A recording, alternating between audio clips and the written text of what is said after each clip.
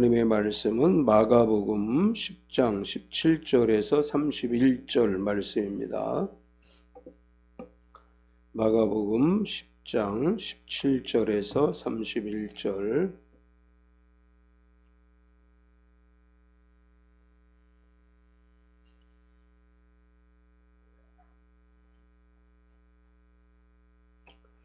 우리 같이 합독하시겠습니다. 마가복음 10장 17절에서 31절까지.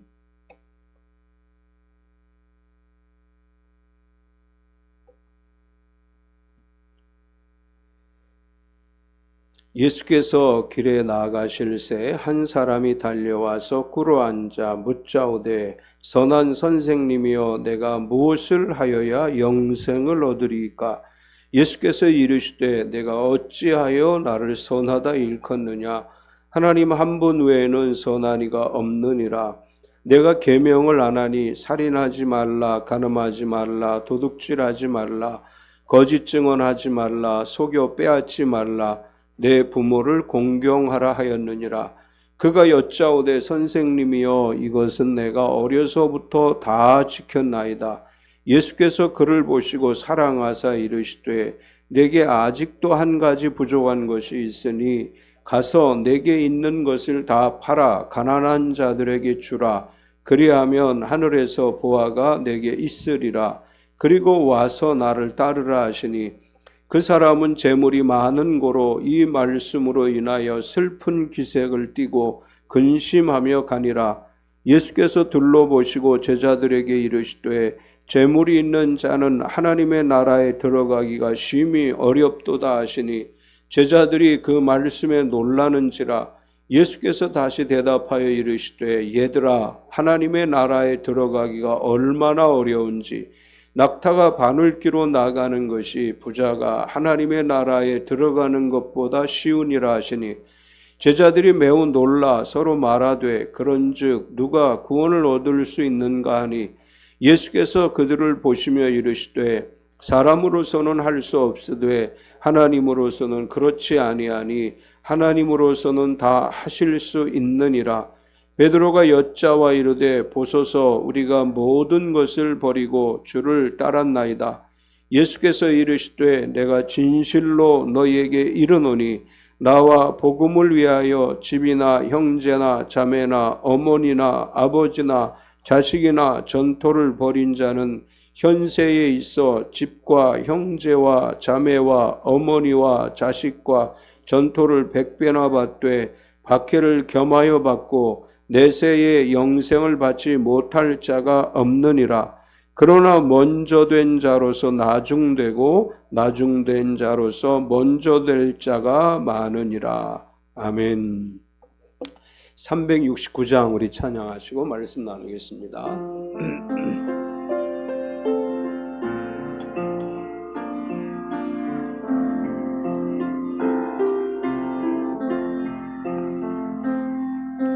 죄짐 맡은 우리 구주 어찌 좋은 친구인지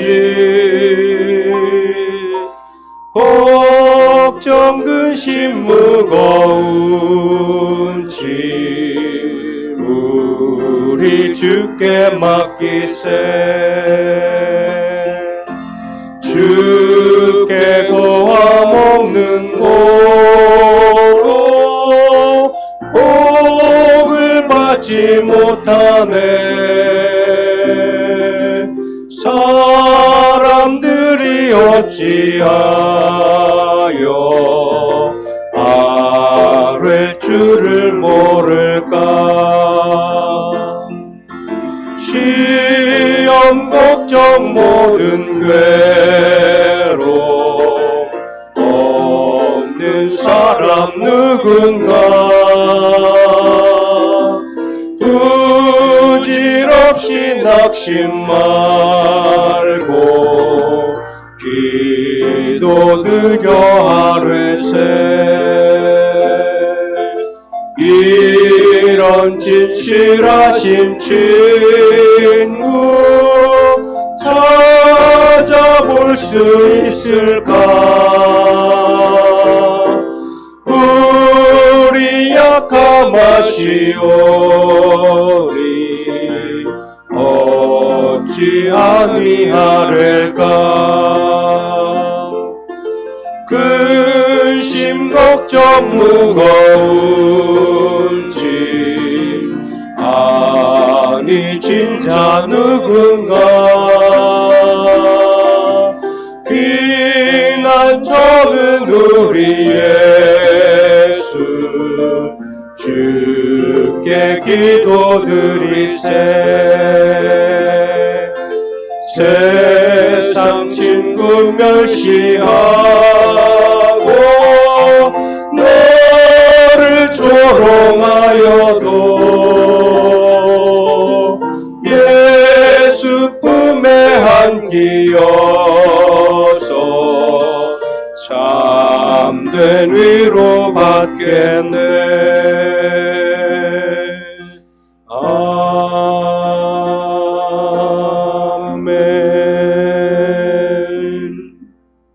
우리 서로 환영하겠습니다. 주님의 이름으로 당신을 환영합니다. 앞뒤 옆 사람을 박수로 환영하겠습니다. 주님의 이름으로 환영합니다. 우리 서로 축복하겠습니다. 몸은 건강하게, 마음은 평안하게, 삶은 행복하게. 아멘. 날씨가 아침 저녁으로 쌀쌀하고 낮에는 덥기도 하고 일교차가 심하고 그래서 감기에 걸리기 쉬울 때입니다. 그럼에도 불구하고 주님 안에서 건강하고 평안하고 행복한 하루하루 되시기를 축원합니다. 아멘. 오늘 주보에 있는 걸 읽어드리겠습니다. 두 가지 질문. 미국에서 250개의 교회를 개척한 세계적인 베스트셀러 작가인 팀 켈러 목사님은 성도들의 신앙을 점검할 때 두 가지 질문을 한다고 합니다. 첫 번째, 당신이 지금 가장 원하는 것이 무엇입니까? 로또 당첨같이 딱 이것만 있으면 좋을 텐데, 그 일이 내 삶에 난다면 하면서 종종 생각하는 것들이 무엇인지에 대한 질문입니다. 두 번째, 지금 당신이 잃을까봐 가장 두려운 것은 무엇입니까? 내가 아프면 어떡하지? 갑자기 해고당하면 어떡하지와 같이 삶에서 일어나지 않았으면 하는 일들이 무엇인지에 대한 질문입니다. 목사님은 이 질문에 대한 답이 바로 예수님보다 우리가 더 섬기는 우상일 수 있다고 말합니다. 사람에게 생명보다 중요한 것은 없고 우리는 예수 그리스도를 영접함으로 영원한 생명을 얻었습니다. 가장 귀한 것을 얻었음에도 여전히 세상에서 필요한 것을 주님보다 더욱 원하고 잃고 싶지 않아 한다면 이 모든 것이 우상일 수 있습니다. 이 질문에 이제 우리도 답을 해야 할 차례입니다. 가장 원하는 것은 무엇입니까? 정말로 주님만으로 만족하십니까? 우리의 연약함을 아시는 주님께 굳건한 믿음을 달라고 간구하며 주님만으로 영원히 만족하기를 기도하십시오. 주님만이 나의 모든 것이 되심을 늘 고백하며 살게 하소서. 우리의 삶에 있어서 우선순위는 주님이어야 한다라고 하는 것입니다. 우리는 살면서 우리가 무엇인가를 해야 한다고 생각하고 우리가 무엇인가를 할 수 있다고 생각하는 경향이 있습니다. 우리가 무엇인가를 하기 위해서는 또 돈이 많아야 된다고 생각을 하게 됩니다. 하나님 나라를 위해, 선교를 위해, 교회를 위해서 무엇인가 큰 일을 하고 싶은데 돈이 필요하다 이런 생각을 하게 되죠. 나에게 돈이 많다면 나는 더 많은 일을 할 수 있다 이렇게 생각합니다. 물론 어떤 일을 하려면 돈이 필요한 것은 사실입니다. 그런데 하나님 나라의 일을 할 때에도 돈이 우선이 돼야 하는가 우리가 질문해 볼 수 있습니다. 먼저 어떤 일을 하려고 할 때 교회를 위해서 하나님 나라를 위해서 어떤 일을 하려고 할 때 먼저 예산을 세워야 되고 어떻게 이 예산을 채워가면서 일을 할 것인가를 생각하고 어떻게 하면 이 예산을 가지고 하나님의 일을 할 수 있을까를 생각한다면 그것은 하나님의 일이 아니라 사람의 일입니다. 모든 것은 주님의 능력으로 하는 것입니다. 우리의 힘과 돈으로 하는 것이 아니고 주님의 능력으로 주님이 하시는 것이고 우리는 단지 어떤 일을 하는 데 있어서 주님의 도구에 지나지 않는다는 사실을 기억해야 됩니다. 오늘 성경에 등장하는 인물은 돈이 많은 사람입니다. 돈이 많은 사람이 예수님에게 와서 이렇게 질문을 했어요. 어떻게 하면 내가 영생을 얻을 수 있습니까? 예수님이 먼저 계명을 지키라 이렇게 말씀하시자 이 사람은 이렇게 대답합니다. 선생님, 그것은 내가 어릴 때부터 다 지켜왔습니다. 예수님은 그 사람에게 이렇게 이야기합니다. 너에게 한 가지 부족한 것이 있는데 내게 있는 것을 다 팔아 가난한 자들에게 주라. 그리하면 하늘에서 내게 보화가 있으리라. 이렇게 말씀하시고 그리고 와서 나를 따르라고 말씀을 합니다. 이 재물이 많은, 돈이 많은 사람은 예수님의 그 말을 듣고 재물이 많은 고로 슬픈 기색을 띠며 근심하며 돌아갔습니다. 물론 재물을 팔아서 나누어 주는 것이 영생의 필요 조건은 아니에요. 우리가 영생을 얻을 때 돈 있는 자는 다 나누어 주어야 영생을 얻는다 이렇게 말씀하시는 것은 아닙니다.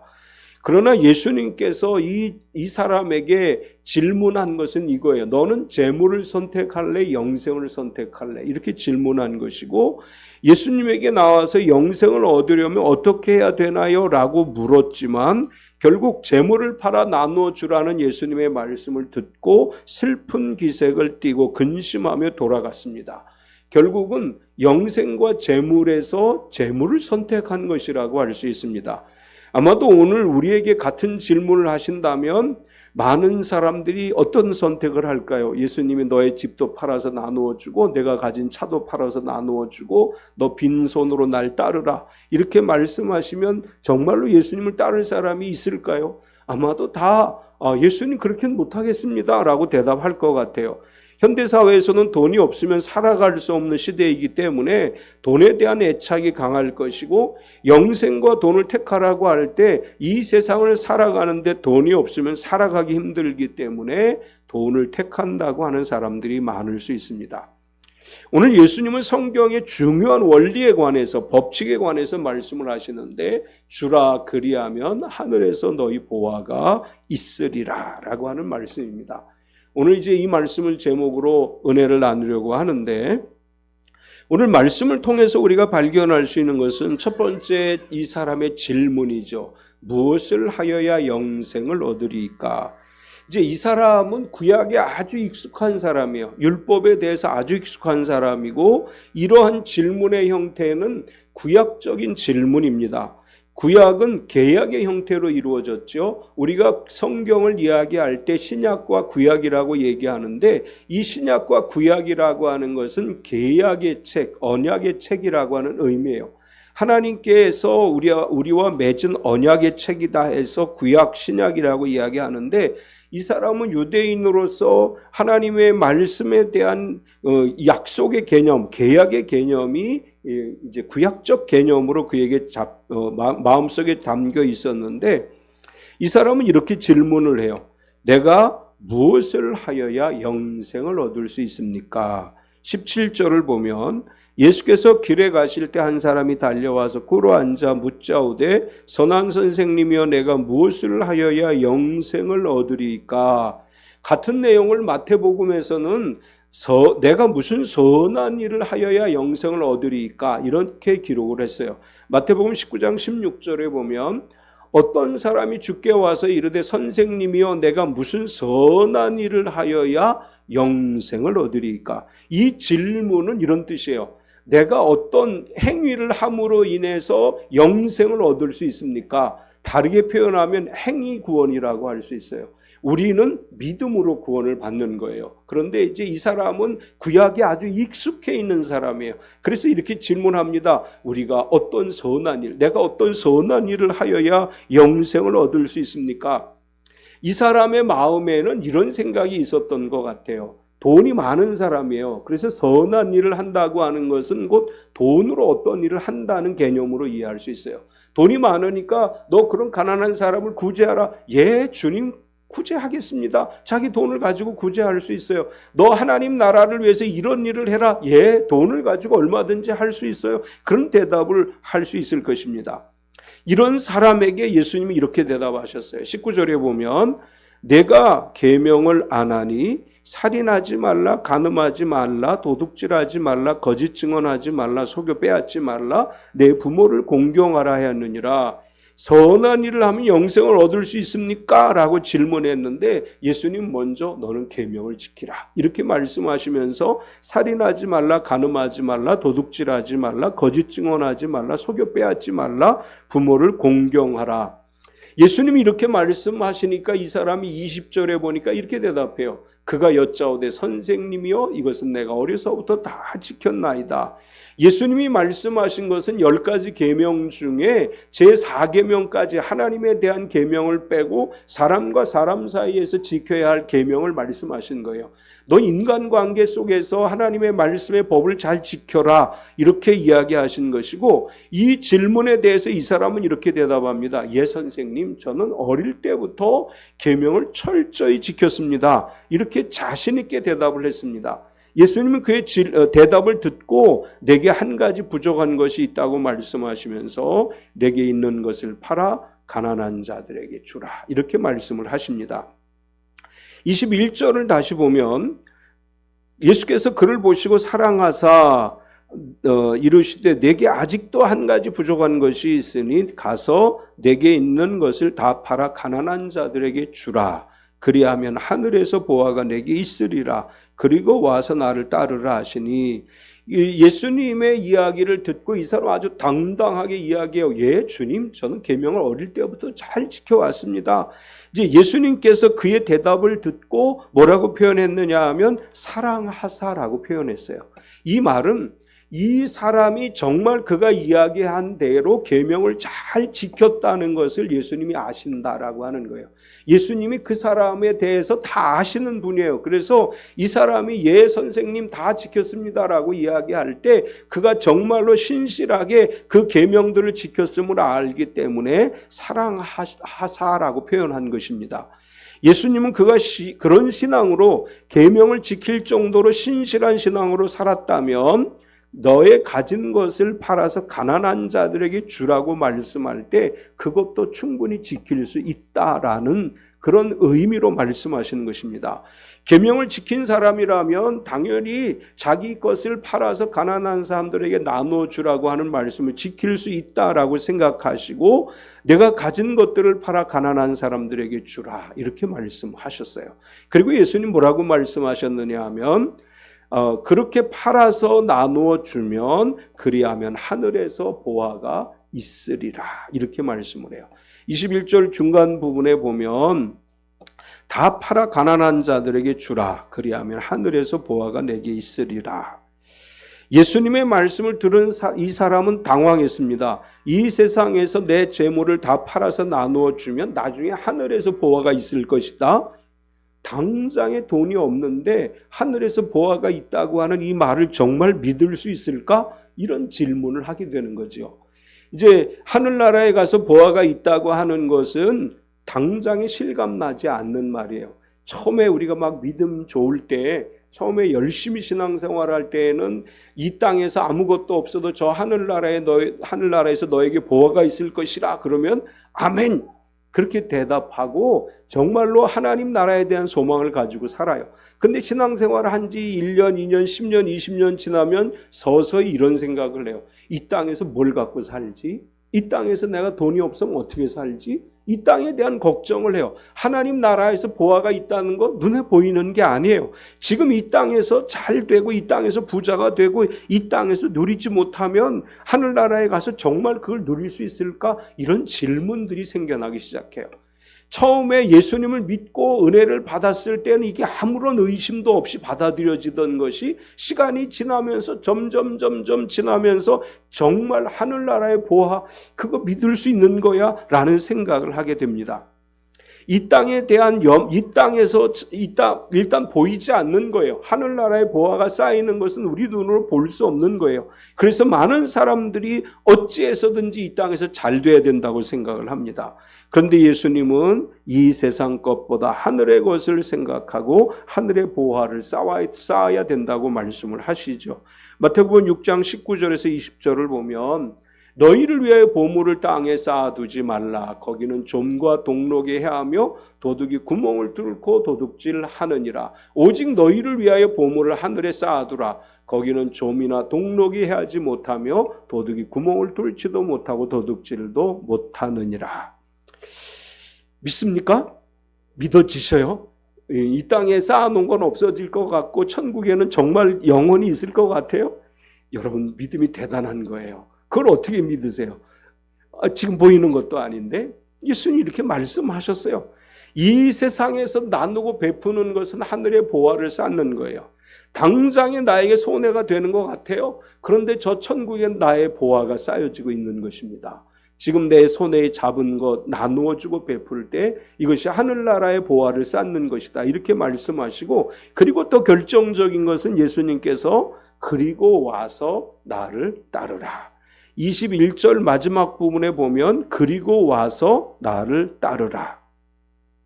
돈을 포기하지 못하면 예수님을 따를 수 없기 때문에 재물을 팔아서 나누어 주고 나를 따르라고 말씀하신 거예요. 돈이 많다고 생각해 보세요. 예수님을 따라서 갈 때 예수님을 따라다니는 길은 어떤 길이었어요? 인자는 머리 둘 것도 없었어요. 예수님은 먹을 것도 없었어요. 제자들은 얼마나 배가 고팠던지 밀밭 사이로 다니면서 손으로 비벼서 밀을 먹어야만 했어요. 그런데 돈이 많은 사람이 예수님을 따라가다가 그렇게 살아야 된다고 하면 어떻게 했어요? 아이고, 돌아가야 되겠다, 이런 생각을 하게 되죠. 이렇게 고생하느니 그냥 집에 가서 내 돈 가지고 편하게 먹고 살고 적당히 구제하고 나누고 베풀며 살지, 왜 내가 이렇게 고생을 하면서 예수님을 따라다니는가, 이렇게 포기할 수 있어요. 예수님을 따르는 진정한 제자라면 모든 걸 포기할 수 있어야 되는데 포기하지 못하면 예수님을 따를 수 없기 때문에 예수님 말씀하시는 거예요. 너의 모든 걸 다 포기하고 나를 따르라. 세상적인 관점으로 보면 우리가 주님을 따를 수 없습니다. 세상적인 생각으로 믿음을 지킬 수가 없습니다. 우리가 주님을 따르고 믿음을 지키기 위해서는 세상적이고 세속적인 생각에서 벗어날 때 하나님 나라의 관점으로 세상을 바라볼 때 주님을 따를 수 있는 것입니다. 예수님은 이것을 요구하시는 것입니다. 세상에서 출세하고 잘 되는 것보다 더 중요한 것은 주님의 제자가 되는 것이고 주님을 믿는 성도가 되는 것입니다. 예수님의 말씀을 들은 그 사람은 슬픈 기색을 하며 근심하며 떠났습니다. 22절을 보면 그 사람은 재물이 많은 고로 이 말씀으로 인하여 슬픈 기색을 띠고 근심하며 가니라. 이 사람이 떠나고 난 다음에 예수님은 이런 말씀을 하셔요. 두 번째로, 하나님으로서는 할 수 있느니라. 재물을 팔아 나누어 주고 나를 따르라, 이렇게 말하니까 걱정이 근심이 가득한 채로 돌아갔습니다. 이 사람의 모습을 보고 사람들은 어떻게 생각했겠어요? 특별히 제자들은 깜짝 놀라죠. 그러면 어떡하지? 재물을 다 팔아서 나누어주고 따르라고 했는데 돌아갔네? 이제 이렇게 여러 가지 이야기를 하고 있을 때 예수님이 이런 말씀을 하셔요. 재물이 있는 자는 하나님 나라에 들어가기가 어렵다. 23절을 보면 예수께서 둘러보시고 제자들에게 이르시되 재물이 있는 자는 하나님의 나라에 들어가기가 심히 어렵도다 하시니, 재물이 많은 사람은 경건한 신앙을 유지하기 쉽지 않다, 이런 얘기예요.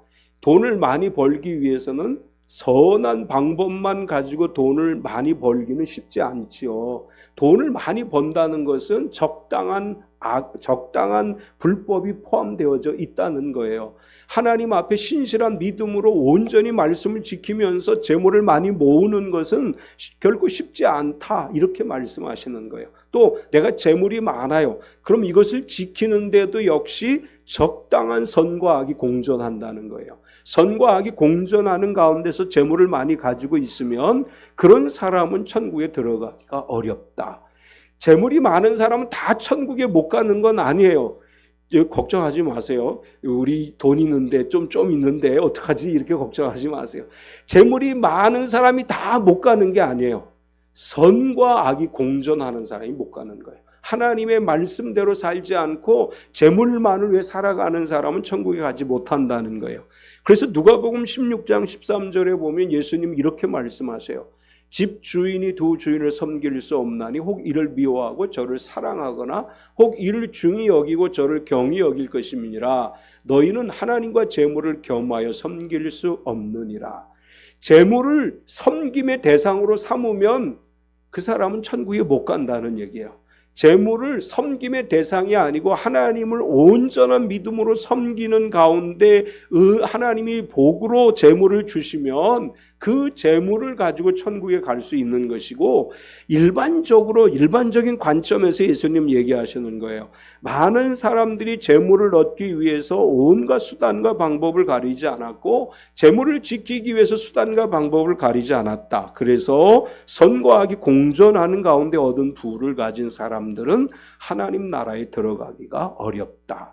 하나님 나라에 들어가는 게 얼마나 어렵냐? 부자가 하나님 나라에 들어가는 것은 낙타가 바늘귀로 들어가는 것이 부자가 하나님 나라에 들어가는 것보다 쉽다. 얼마나 어려워요. 굉장히 어려운 이야기예요. 24절에서 25절을 보면 제자들이 그 말씀에 놀라는지라 예수께서 다시 대답하여 이르시되 얘들아, 하나님의 나라가 들어가기가 얼마나 어려운지 낙타가 바늘귀로 나가는 것이 부자가 하나님의 나라에 들어가는 것보다 쉬우니라 하시니, 이제 낙타가 바늘귀로 통과하는 것, 이것에 관한 이제 여러 가지 해석이 있어요. 바클레이라고 하는 주석가는 이렇게 해석을 해요. 성 안에, 이스라엘 성에는 두 개의 문이 있다. 하나는 큰 문이 있고 하나는 작은 문이 있는데, 큰 문은 낮에 열어놓고 사람들이 짐을 실어 나르면서 들락달락하는 문이고, 작은 문은 밤중에 사람이 들락달락하기도 협소한 정도의 문이 있는데, 이것을 이스라엘 사람들은 바늘문귀라고 했다. 바늘귀문이라고 했다. 그래서 낙타가 바늘귀를 통과하는 것은 어렵다고 하는 것은 이스라엘 사람들이 가지고 있는 두 개의 문 중에 하나를 통과하기 어렵다고 본 것이다. 이제 이 사람은 이렇게 해석을 했어요. 칼빈은 어떻게 해석했냐면, 낙타는 헬라어로 카멜로스라고 하는 단어를 쓰는데 배에서 사용되어지는 밧줄이 카밀로스예요. 그러니까 카밀로스라고 하는 단어를 이제 칼빈은 적용을 해서 이것은 밧줄이 바늘귀로 통과하기가 어렵다고 말씀하신 것이다. 이제 칼빈은 그렇게 해석을 했다고 합니다.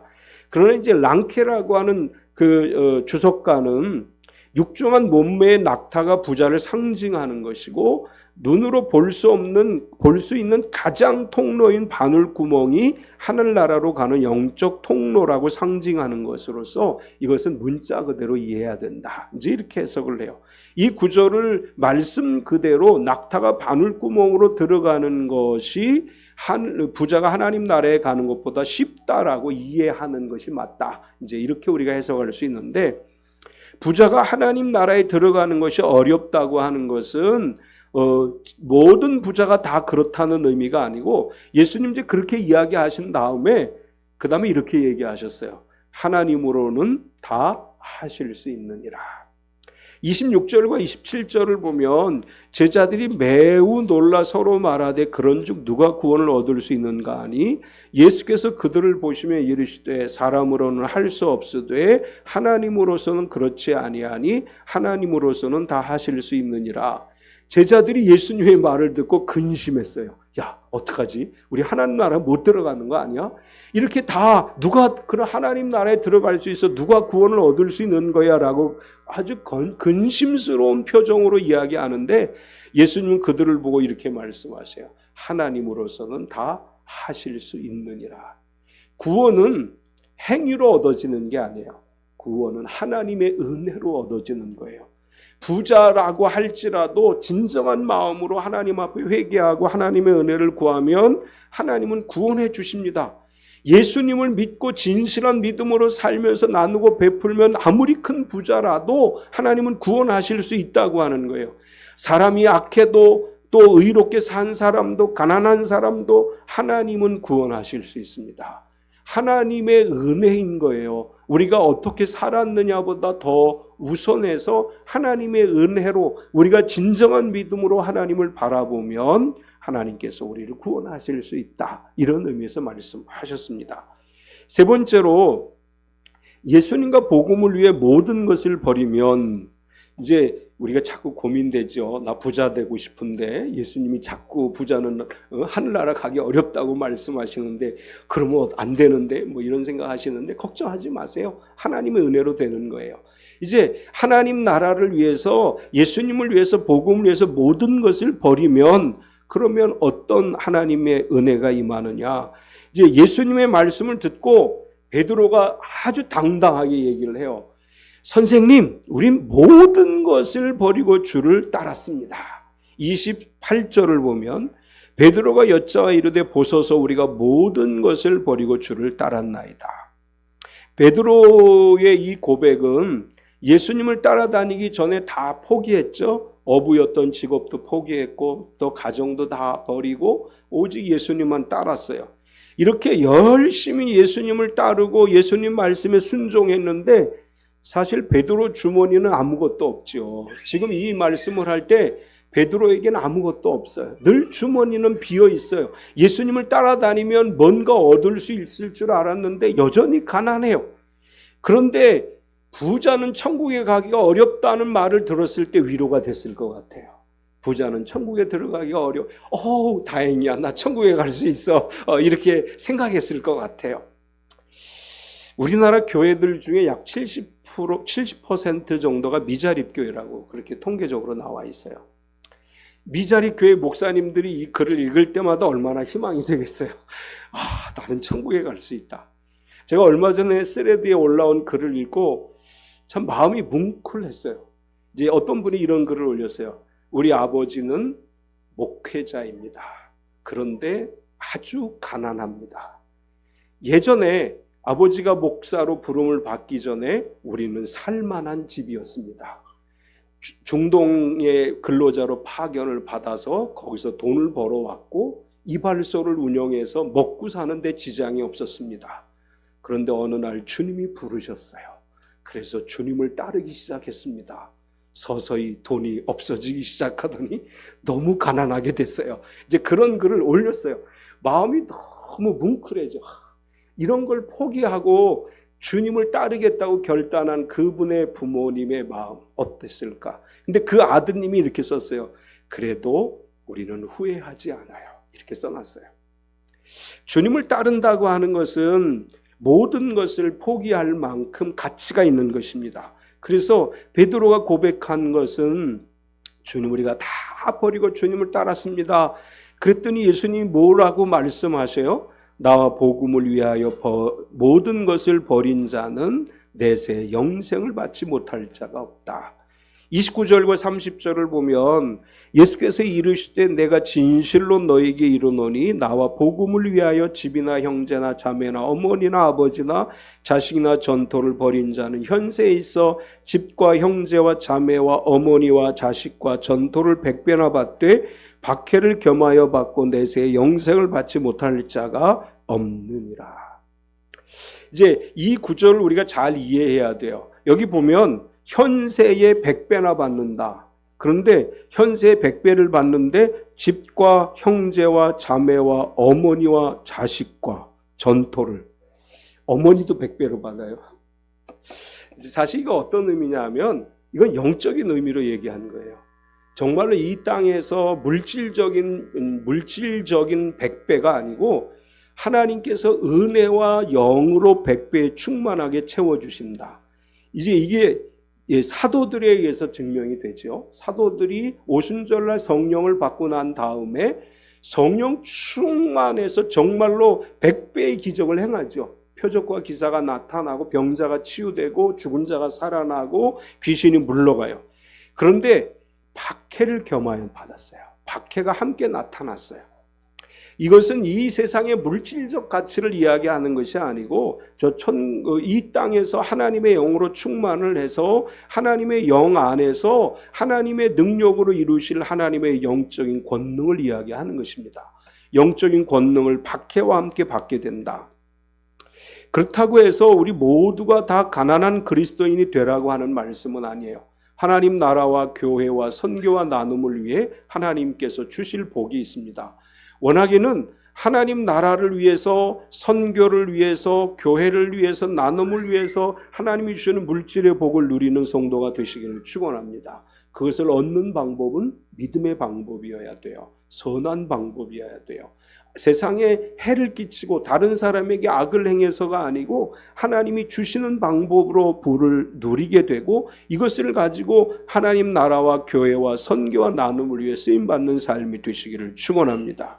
마지막으로 이렇게 얘기해요. 먼저 된 자가 나중되고 나중된 자가 먼저 될 자가 많다. 31절을 보면 그러나 먼저 된 자로서 나중되고 나중된 자로서 먼저 될 자가 많으니라. 하나님의 원리는 먼저 된 자가 나중되고 나중된 자가 먼저 되는 자가 많은 원리예요.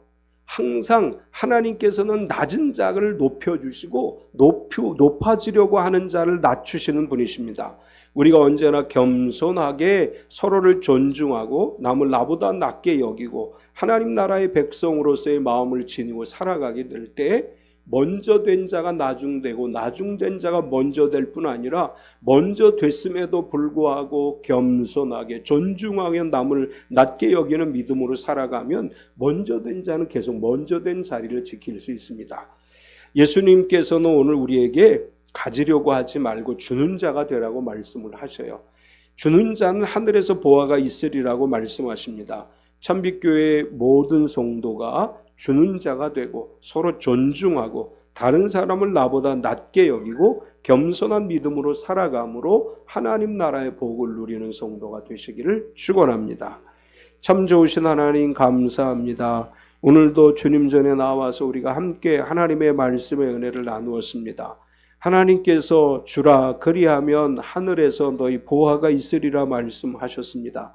우리가 이 땅에서 많이 나누게 하시고 이 땅에서 많은 선교를 감당하게 하시고 이 땅에서 많은 사람들에게 선을 행하고 하나님이 원하시는 삶을 살아가게 하여 주시옵소서. 사랑하는 하나님, 우리가 세계 선교와 또 나눔을 위해 쓰임받기를 원하온데 우리의 손에 필요한 것을 채워주시고 가진 것 가지고 주님께서 원하시는 나눔과 베품을 실천하며 살아가는 삶이 되게 하여 주시옵소서. 예수님의 이름으로 기도드리옵나이다. 아멘. 우리 다